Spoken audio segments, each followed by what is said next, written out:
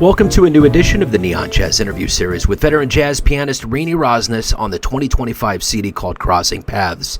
On this new project, she reimagines Brazilian songs with a stellar cast of musicians. They include the likes of Chris Potter, Steve Davis, John Patitucci, along with two of Brazil's greatest artists and composers, and Edu Lobo and Joyce Moreno. Some paths meet at a single crossroads, then move on along their predetermined journeys. Others crisscross again and again, each juncture altering their directions and destinations until the two become indelibly intertwined.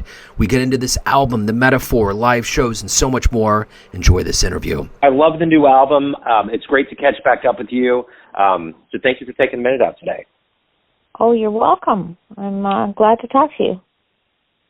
Let's get into the latest album, and it's just oozing with wonderful Brazilian vibes. And I want to know, how did this kind of love affair with the Brazilian side of things, how did that begin for you and kind of evolve throughout your career?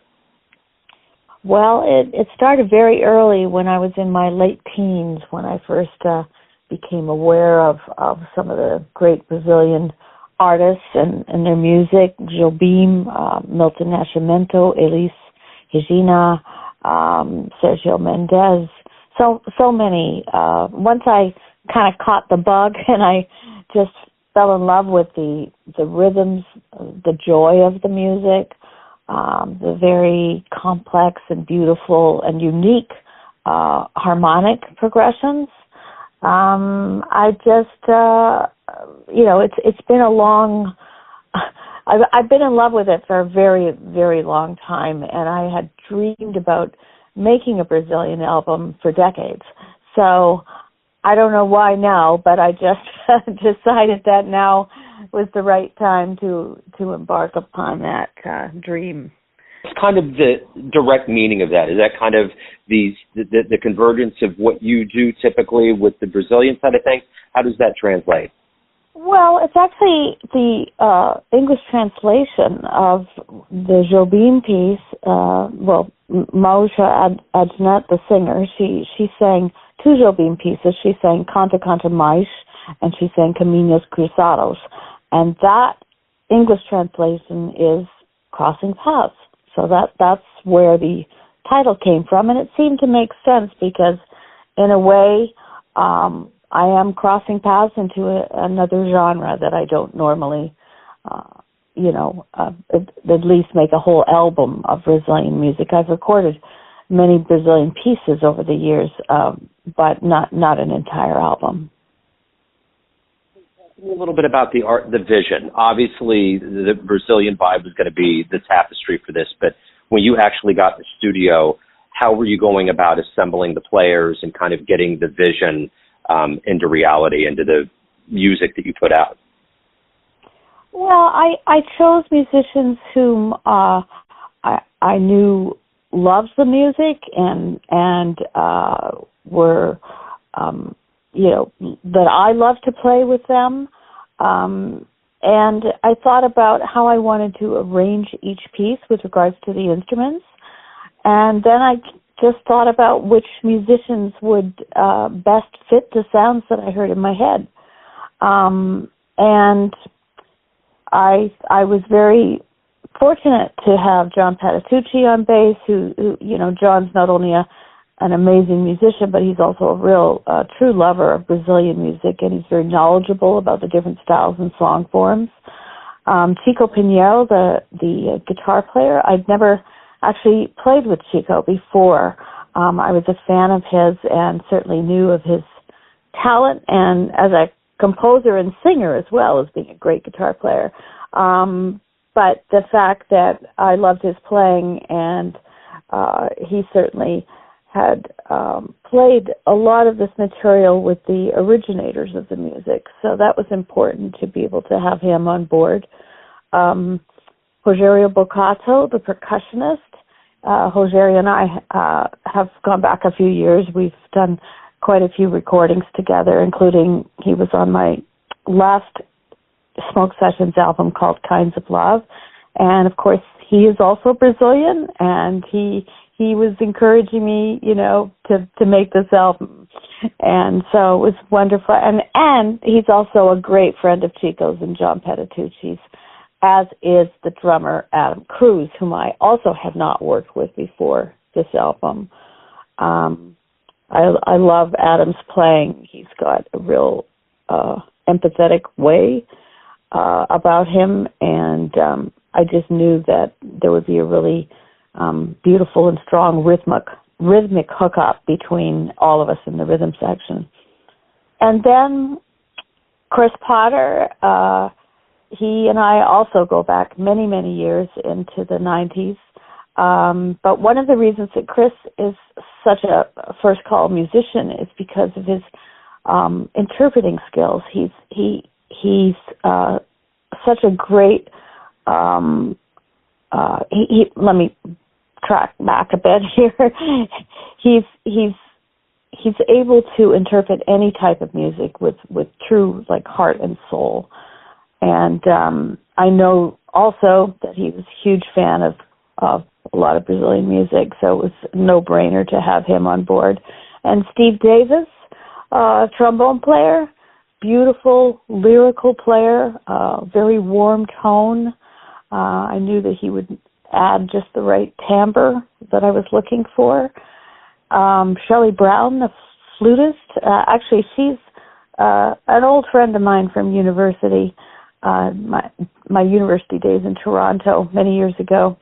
So she's a classical player, but she's also someone who loves this music, and she wasn't going to be improvising, and I wanted her to join us and play some of these flute parts, such as the Egberto Gismonti piece, Frevo, which is rather difficult, but she came in and nailed it.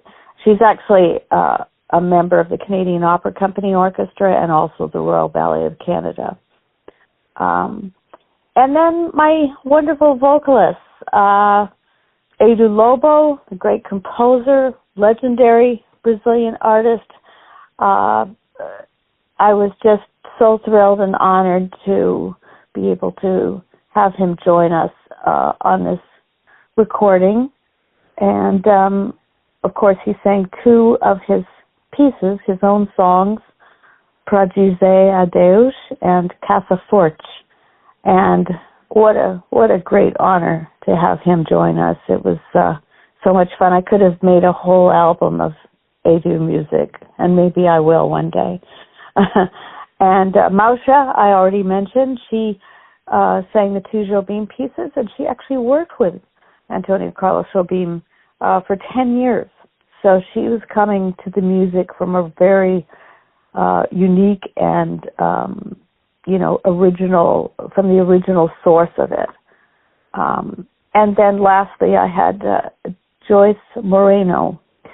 And Joyce, for those who don't know, she's a fantastic Brazilian singer, composer, guitar player. She's been around for many years, and I've been a fan of hers for many years. And I actually recorded with her back in 1998. She invited me to be on an album of hers called Astronauta, which was celebrating the Brazilian vocalist Elis Regina. So she returned the favor, and she's singing her own song, Essa Mulher, on this recording. So I had a fantastic cast of players to work with. So ultimately, at the end of the day, what are you hoping the listener gets from this album? Pure enjoyment. That's really the bottom line. I hope the music feels uplifting and moving, and people are touched by the beautiful melodies and the wonderful grooves. You've released a lot of albums over the years. What is it like on a release day for you? Do you still get the excitement of, a new release and putting it out to the world? What does each new release day mean to you? Well, yes, I do still get excited. It's kind of like bringing a new family member into the world. you work on it for a long time and you fall in love with it while you're working on it, and then it's exciting to be able to finally present it to the world, and hopefully it's something that will be around for many years to come. Especially in these days of what we're experiencing in the world, I think music is more important than ever, and to be able to contribute to people's well-being is important, and the arts, certainly that's our job in the arts, is to uplift people. What are you doing to promote this live? Do you have any shows coming up? Anything on the radar?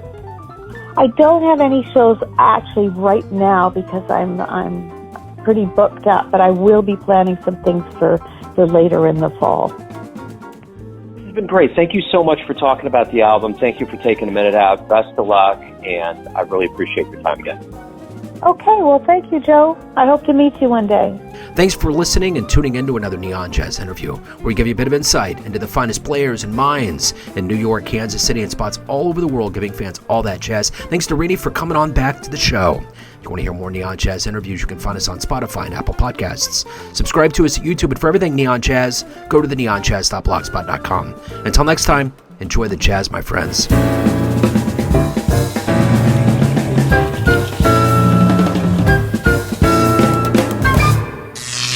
Neon Jazz.